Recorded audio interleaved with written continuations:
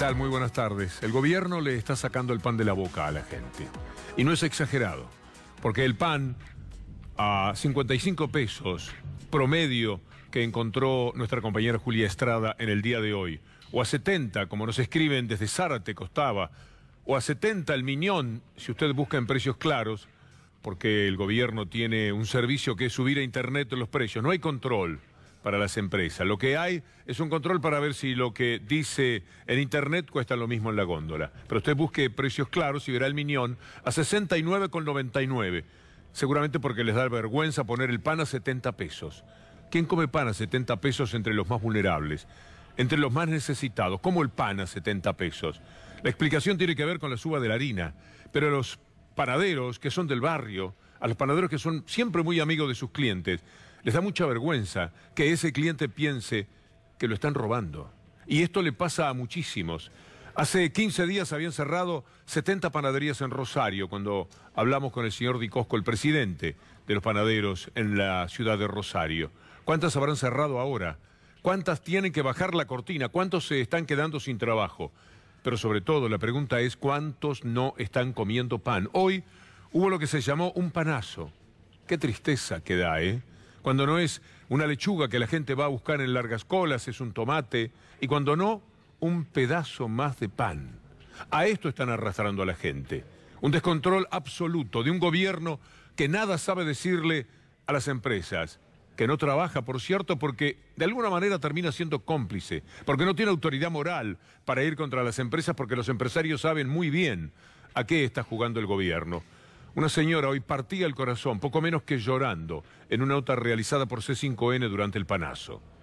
¿Se enteró del panazo, este regalo que estaban haciendo? Estoy corriendo, sí, pues estoy sin trabajo. Yo le invitaría al señor presidente que venga una semana a vivir conmigo y a ver cómo se vive. Porque cuando uno tiene que darle el pan todos los días a los chicos, la verdad que me angustia esta situación. Me angustia muchísimo. ¿Hace mucho que estás sin trabajo? Sí, hace mucho. ¿Y cuánto hace que estás aquí en Buenos Aires? Y ya hace un tiempo y no consigo trabajo. Es muy triste. Nunca viví esto. ¿De qué trabajabas? Trabajaba de auxiliar de enfermería. ¿Y cuándo te quedaste sin trabajo? Y hace ya casi un año. Y el caminar todos los días y ver de dónde sacar para comer es muy triste. Nunca robé, no lo voy a hacer. Pero yo le digo al señor presidente, no podemos más así. Sin salud, sin comida. Ayer me caminé 40 cuadras para ahorrar 10 pesos de boleto. ¿Es justo vivir así?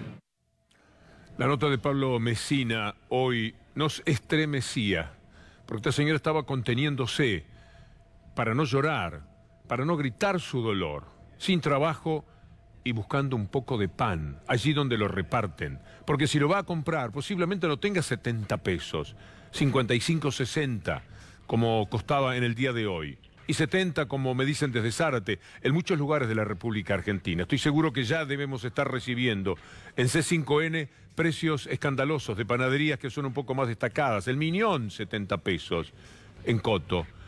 Esto nos refresca una vez más y en forma muy dolorosa lo que sucedía en el 2001, porque la situación económica se le parece enormemente. Se viene una especie de plan Bonex, otra vez el Fondo Monetario Internacional, dueño de nuestras vidas, de nuestros ajustes, dueño de todo lo que un gobierno que se pone de rodillas tiene que llevar a cabo. Es tristísimo. Vamos a recordar aquello del 2001 para que sepamos que esto ya nos pasó, que esto lo hemos visto. El incremento de los precios en todo lo que es materia prima de panadería fue incrementando cada vez más y bueno, no lo pude sostener y bueno, hoy me encuentro sin trabajo debido a eso. Lo que coseché en 10 años lo perdí en 1. Siento que al no tener trabajo me falta la dignidad que da el trabajo. Así estaba la situación. Esto es exactamente lo mismo. Y todo tiene que ver con los ajustes que el gobierno está haciendo, muchos de ellos a cuenta de lo que ya había pedido, sugerido, dicen, el Fondo Monetario Internacional. Y ahora por imposición. Allí andan de rodillas, ya lo vamos a ver, a Marcos Peña, dando vueltas por el mundo, tratando de conseguir la conformidad de Inglaterra, que es importante en el Fondo Monetario Internacional, para que le den el préstamo de 30.000 millones. Pero eso va a llegar después. Antes queremos mostrarle algo del programa Brotes Verdes de anoche, brillante programa de Alejandro Berkovich, en el cual hubo muchísimo. Una explicación, por ejemplo, de quiénes son los que se van de Grecia hoy día. No el obrero, el campesino, la persona que no tenía cultura de los años 60. Ahora se va el preparado, el de la universidad, porque no tiene cómo vivir. Y se van cientos de miles de Grecia. Es dolorosísimo el panorama, pero algo inesperado que surgió del programa es que, como consecuencia de la crisis brutal en la que los hundió el Fondo Monetario Internacional, recrudece el consumo de drogas y esto conlleva hasta al suicidio. The problem is that there is no official calculation. Some people ended up serving the government, so they stopped counting on the suicides, but there's still a lot of them, and there's still a lot of families of people having committed suicide during the memorandum who continue to do the count. Suicidios, drogas, drogadictos, multiplicación de chicos y chicas muy jóvenes que entran en las drogas baratas. Eso pasó por Argentina, yo me acuerdo, me lo decía el Paco, me lo contaba mi familia, mis amigos de la Argentina, esto está pasando acá también. We have examples every day, unfortunately, young fathers, young mothers killing themselves because they're unemployed and they cannot support their children, and elderly people also taking their life away. El dolor es muy grande y esa imagen final de ese anciano en la calle es un documento de lo que hoy día ocurre en Grecia. El Fondo Monetario Internacional exigió, ajustó, determinó que cierren universidades, los tarifazos, como también surgía del programa de anoche, tarifazos como los que ahora está sobrellevando la Argentina. Y en Jordania sucede lo mismo, solo que en Jordania el pueblo salió a protestar y fue escuchado. El pueblo se movilizó de una manera extraordinaria contra el Fondo Monetario Internacional.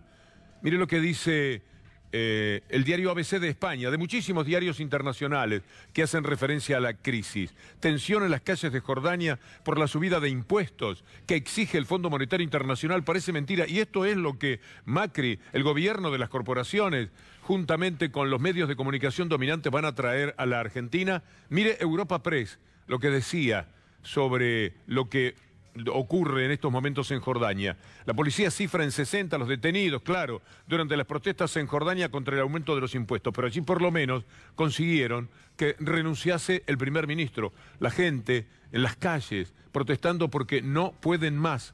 Esto que ocurre en Jordania, que se ha visto en tantos lugares del mundo, en cada incursión del Fondo Monetario Internacional, es un espejo que adelanta. Esto también va a pasar en la Argentina, es inexorable. Mire, Machinea, sí, aquel de la tablita. Observe lo que decía en el Cronista Comercial. Para Machinea, el Fondo Monetario pedirá más que un ajuste fiscal. ¿Qué más puede pedir el Fondo Monetario Internacional? Pero sigamos con todo lo que significa el FMI entre los argentinos. La tijera, como bien decían hoy en página 12, la tijera, expuestos a la tijera del FMI. Esta es la realidad, una tijera que determina cortes permanentes, la magnitud para el recorte del gasto, que trascendió, asciende a 200.000 millones de pesos anuales, obra pública, infraestructura, subsidios, seguridad social, todo se lo llevan por delante. ¿Se imagina cuál es el panorama en este contexto para la ciencia? Alberto Kornblit, uno de los más brillantes científicos del mundo, recientemente en estos días elegido en el CONICET, dice: tenemos que salvar al CONICET. Sí, ¿cómo lo van a salvar el CONICET? ¿Con la ayuda del Fondo Monetario Internacional? ¿Usted cree que esto es de alguna manera posible? En Grecia le contaban a Berkovich que se van jóvenes muy preparados hoy día. ¿Cuántos jóvenes muy preparados tendrán también que salir de la Argentina? Porque no tienen ni trabajo ni futuro. Y todavía María Eugenia Vidal dice que como los pobres no llegan a la universidad hay que cerrarlas. Cuando por suerte las universidades en los últimos años tienen a muchísimas personas cuyos padres nunca fueron a la universidad, que la están recorriendo. Ahora sí, la pregunta que corresponde será: ¿y para qué? ¿Para qué posibilidad de trabajo? Esto es lo que pasa en Grecia, lo que sucede en Jordania. Estamos hablando de los sitios donde el Fondo Monetario Internacional está ahora. ¿Y los jubilados? Les robaron ya a los jubilados. Les mintieron, pero eso iba por cuenta de Macri. En eso todavía no tenía tanta injerencia el Fondo Monetario Internacional. le robaron un 9%, así nomás, como si tal cosa, pero el recorte a los jubilados va a ser todavía más importante. Les robaron un aumento del 9%. Es decir, del aumento les robaron el 9%. No hay manera de que se pueda vivir así. Y mientras tanto, Marcos Peña da vueltas por el mundo. Se somete al tributo que tiene que rendir en Inglaterra, con el pretexto de los soldados que cayeron en la guerra de Malvinas. Ahora se junta con Theresa May. Imagine lo que puede surgir de este encuentro. Imagine la búsqueda del favor de Inglaterra para que el Fondo Monetario Internacional le preste el dinero, lo que le va a costar al país. El dolor de la pérdida de soberanía que significa todo esto para la Argentina. Algo, por cierto, muy triste. Hoy lo encontraron en Nueva York. Vamos a evitar algo que otros medios quizás le ofrecen, porque fueron con algo que es un poco insultante, un poco desagradable. Pero sí fueron a decirle, gracias por vetar la ley, gracias por vetar la ley. Esto sí se lo decían a Marcos Peña. Gracias por vetar la ley, gracias por vetar la ley. Gobierno offshore. Ustedes están haciendo morir de hambre a nuestros hermanos. Gracias por matar de hambre al trabajador con los aumentos. Cambien las políticas, porque se están muriendo de hambre, por favor. Libertad a los presos políticos y dejen de perseguir a la prensa. Sí, en responder con una sonrisa, con un cacho de cinismo, no arregla la situación, porque le están diciendo una verdad. Porque lo que pasa, y le estaban comentando ciudadanos argentinos que estaban allí cerca, lo sabemos perfectamente aquí, de primera mano. Y también sabemos que va a haber un paro el próximo 14 de junio de camioneros, mientras se habla del paro general que ya está dispuesto. Camioneros va a parar el día 14, ¿pero por qué? Y porque son víctimas, como todos los trabajadores de una estafa. Algunos la aceptan, dicen que no tienen más remedio. UPCN dijo, mirá, por 2 meses no van a echar gente. Este es el acuerdo, que por 2 meses no echan a nadie, y entonces se firma por el 15% cuando todo el mundo, y en 3 cuotas. Sabe la gente perfectamente que la inflación, lo dicen los economistas, del palo del gobierno será del 27%. ¿Qué cara hay que tener para decirles a los camioneros, en este caso, que les van a dar, que les ofrecen un 15%, como consecuencia del pedido del 27%? Y la enorme distancia que hay, va a haber un paro de camioneros, lo dijo Hugo Moyano. El martes tenemos la audiencia con FADEAC. El martes tenemos la audiencia con FADEAC, que es la Cámara Empresaria. Si el martes no tenemos una respuesta que nos permita trasladarla a usted y que sea favorable, que no se pierda el poder adquisitivo del salario, si no dan una respuesta concreta al pedido que le hemos realizado, el jueves hacemos un paro general. Sí, a Moyano le va a costar un allanamiento mañana, seguramente alguna denuncia y, por cierto, el ataque periodístico brutal al que someten a cualquiera que está en la vereda de enfrente, como ha quedado Moyano ahora, del gobierno y, por ende, también de las corporaciones. O sea que ya tenemos el anuncio de otro paro. Pero nosotros vivimos en una burbuja, me lo reprocho muchas veces, porque en contadas ocasiones hay tiempos para ocuparse de lo que ocurre en el resto del país. Por ejemplo, en Chubut. Puede decirse que arde Chubut. Hace una semana que está ocupado el Ministerio de Educación. La gente va a las rutas, va a las calles. Estas imágenes muestran claramente que en aquella soledad de la Patagonia hay muchísima gente que tiene mucho para decirle al gobierno de la provincia y por supuesto al gobierno nacional, que tiene hijos y entenados, porque su Chubut recibiera lo que le dan a Gerardo Morales para que continúe con su laboratorio de violencia, por ejemplo contra Milagro Sala. Si le dieran lo que a Gerardo Morales, a Chubut no le estaría pasando lo que le ocurre ahora, cuando no se cobran los salarios y todos los etcétera que usted pueda imaginar. Porque además de lo que pasa en educación, también en salud. Lía Pérez Rienzi, una trabajadora, hoy contaba cuál es la situación.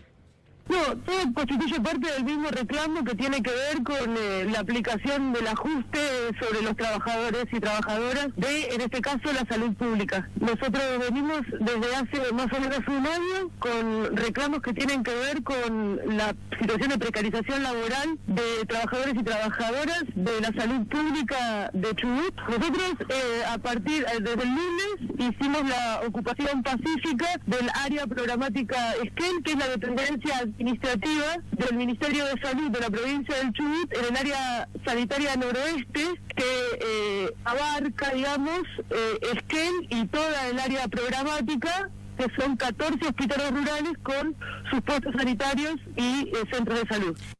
¿Qué puede hacer el gobierno frente a este panorama? ¿No aceptar las recetas del Fondo Monetario Internacional? ¿No seguir con el ajuste? ¿Desoír a los que verdaderamente mandan detrás del gobierno? ¿Sacarle el dinero al campo? No me haga reír, porque eso no va a suceder. Se lo van a seguir sacando a la gente, lo van a seguir pagando duramente. Y entonces, ¿qué van a hacer? Lo de siempre. Lo que ocurre con el neoliberalismo, lo que vimos en Jordania, lo que ha pasado en Grecia, lo que sucede en cualquier parte del mundo. Van a reprimir. Y para eso se quieren pertrechar. No les alcanza la enorme cantidad de fuerzas policiales y de todo tipo que tienen hoy día. También quieren a las Fuerzas Armadas. Repasemos lo que dijo Macri. Necesitamos Fuerzas Armadas que dediquen mayores esfuerzos en la colaboración con otras áreas del Estado. Por ejemplo, brindando apoyo logístico a las fuerzas de seguridad, para cuidar a los argentinos frente a las amenazas y desafíos actuales. ¿Cuáles amenazas y cuáles desafíos? ¿El desafío de los que quieren comprar el pan un poco más barato? ¿La amenaza de los que van a una plaza a pedir un pedazo de pan? ¿Cuál es la amenaza que siente el gobierno? ¿Cuando la gente no pueda más? Pero Patricia Bullrich, ni lerda ni perezosa en este sentido, preparando sus próximas mentiras, como las que dijo con respecto al asesinato de Rafael Nahuel y a lo que sucedió con Santiago Maldonado cuando sus fuerzas claramente lo arrastraron a la muerte, también está pidiendo Fuerzas Armadas, no sea cosa que le falte algún policía para reprimir. Bueno, estamos en condiciones de poder darles la oportunidad a los militares argentinos para que se inserten en la democracia con una tarea que les dé la sociedad, que para eso todos los argentinos los sostenemos. Papelón siempre. Como papelón ha sido lo que ocurrió con el partido que se tenía que jugar pasado mañana en Jerusalén. Y no se lleva a cabo el partido porque los jugadores se pusieron firmes y dijeron no vamos a ir bajo esta situación que ustedes plantean. A ser cómplices, además, no sé si lo dijeron en esos términos, pero esta es la realidad, de un gobierno apegado a la peor derecha del mundo, como la del gobierno israelí y la del norteamericano, para darles el gusto de jugar un partido en Jerusalén. Una situación de enorme discusión y de profunda injusticia, según ven quienes son las víctimas en esa área. Entonces el partido no se juega.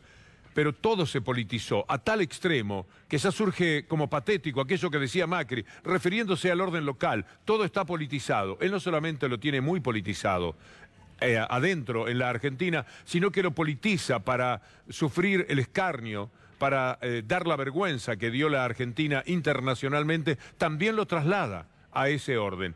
Escuchemos lo que decía Macri.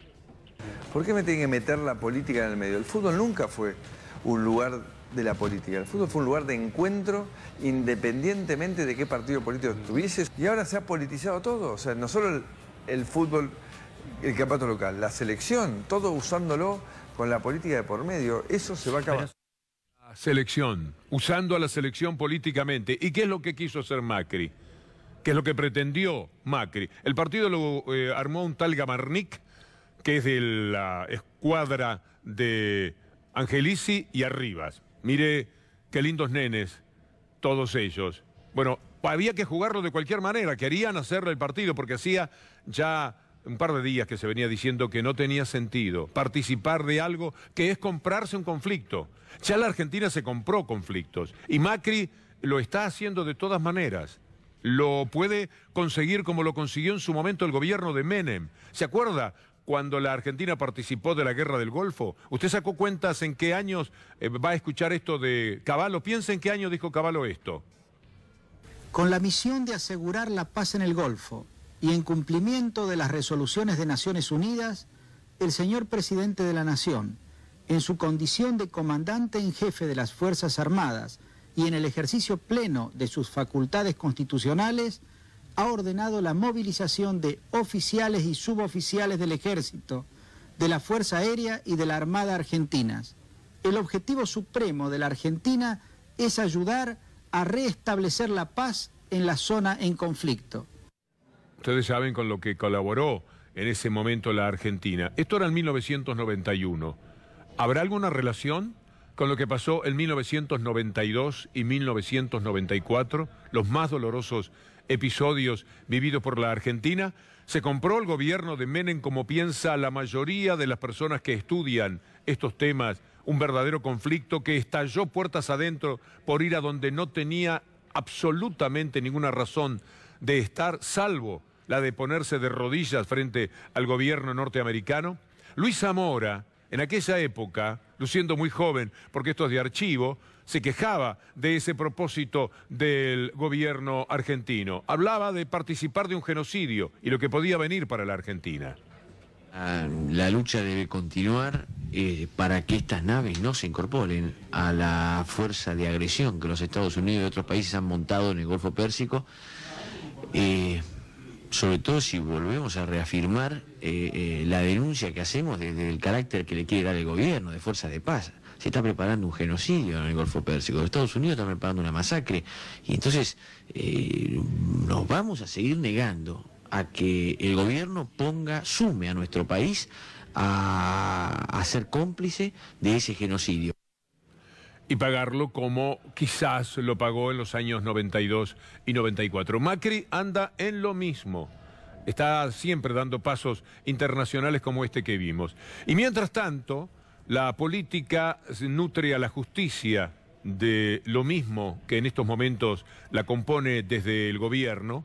Y allí, en la justicia, suceden cosas ciertamente desopilantes. La pelea de Carrió y María Burdín del Centro de Información Judicial hace también a las vergüenzas cotidianas. Mire lo que dijo Carrió primero de María Burdín. La falta de elegancia y el sentido machista que se desprende, por otra parte, de las propias palabras de Carrió. Cuando el signo político del Jockey Club, invitado por Eunequian, señor Eunequian, escúcheme, porque él me adora. Y yo lo quiero meter preso, y así nuestra relación, porque no pagó el canon de aeropuertos. ¿Qué hace Eunequian? Los que tenían poder en la Argentina y los que iban con Cristina también a hacer negocios en Venezuela, aunque después se pelearan, lo invitan a Lorenzetti, que es una provocación al poder. Lorenzetti también con la Burdín esta que había sido su novia y ahora es centro de su comunicación, trata de que Lorenzetti se vincule con los sectores. Y hacen, en el día de las jugadas, una reunión en el Jockey Club con el presidente de la Corte. Miren, más golpismo. Esta era una foto del 82, vieron que porque se reúnen todos en esa fecha. Cuando va a haber un golpe, se reúnen todos y hacen reuniones y las publican. Bueno, lo que pasó por allí era adjudicarle una relación de paso, una cuestión absolutamente machista, por otra parte, de parte de Carrió. Un ataque que tiene que ver con esta personalidad de Carrió. Ya le contestó Eunequian. Todo el mundo sale a responderle porque son disparates que van creciendo. Burdín le respondió en estos términos, pero fíjense, también el caso de Burdín, porque no mejora la performance. Lo que dice Burdín, una dura carta de la vocera de Lorenzetti a Elisa Carrió, pero lo que señala más abajo también merece algún tipo de explicación. Ahí lo tiene. Conmigo no, Carrió, porque si usted sigue injuriándome, yo le voy a contestar, no con chisme ni con mentiras, sino con información. Por favor, esa información tiene carácter público, señora Burdín. Habría que conocerla. Esto es una amenaza también. Esta es una forma tajante de amenazar a otra persona. ¿Qué esconde la señora Burdín? ¿Qué tenemos que saber de Carrió que ella se reserva como una amenaza a Carrió? Y por otra parte, muy difícil defender Burdín, salvo en el dejo machista y absurdo que presenta la denuncia de Carrió. Burdín está a cargo del Centro de Información Judicial y trabaja efectivamente como vocera de Lorenzetti a través de ese centro. ¿Por qué ocultan la información que no les gusta y se solazan con la información que así les sirve al gobierno y al establishment? ¿Por qué no dijeron nada del desprocesamiento del fiscal Gonella? ¿Por qué no han dicho nada del desprocesamiento de Leopoldo Moró? Y tengo otra anotación, que es peor todavía. Así como el SIG informaba pormenorizadamente cuando lo detuvieron infamemente a Roberto Barata, cuando quedó en libertad por una decisión de la justicia que atendía la locura de aquel perito que había traicionado todo, informando mal. Cuando salió Roberto Barata, el SIG no dijo nada.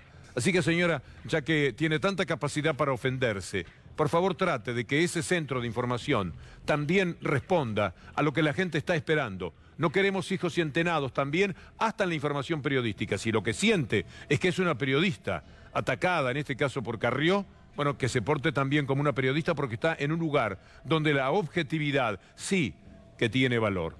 Pero hablando de la justicia, es muy interesante lo que sigue haciendo Clarín con respecto a Fabián de Sousa y Cristóbal López, a los que ha metido en la cárcel, y cuando salieron de la cárcel protestó de tal manera y con tan énfasis que los pusieron otra vez en la cárcel, hizo echar a los jueces, a los camaristas que habían determinado todo esto. Pero ahí está la información permanente. Ordenan tasar los activos de Oil Combustibles y suman otra intervención a los medios de Cristóbal López todos los días. La persecución obstinada y permanente, porque en el fondo, cuando habla de los medios de Cristóbal López y Fabián de Sousa, por lo que van es por C5N. Tanto es así que siempre nos estamos preguntando, ¿cuánto tiempo más nos queda de actividad? Parece mentira, si serán hipócritas, que hace un tiempo, cuando la ley de medios, que era una ley que ponía un poco de justicia y de orden en la vida de los medios, ¿se acuerda que jugaban con que TN va a desaparecer? Y había periodistas que amagaban diciendo, yo no sé si voy a estar la semana que viene. No queremos recorrer el mismo camino, pero ahora esto sí que es evidente. Esta persecución sí, que es obscena de parte de la gente de Mañeto, a través de quien sea, la periodista, el periodista, que son, terminan siendo funcionales siempre y operadores dentro de la justicia, de lo que a Mañeto le sirve para perseguir a la gente a la que él quiere castigar. Pero además, si hablamos de justicia, siempre hay que ponerle el IN, lamentablemente. Mire lo que pasó con Ayala, también un anuncio de Clarín para ir cerrando. Cambiemos firmó dictamen del rechazo al desafuero de la radical Aída Ayala. Fíjese el detalle.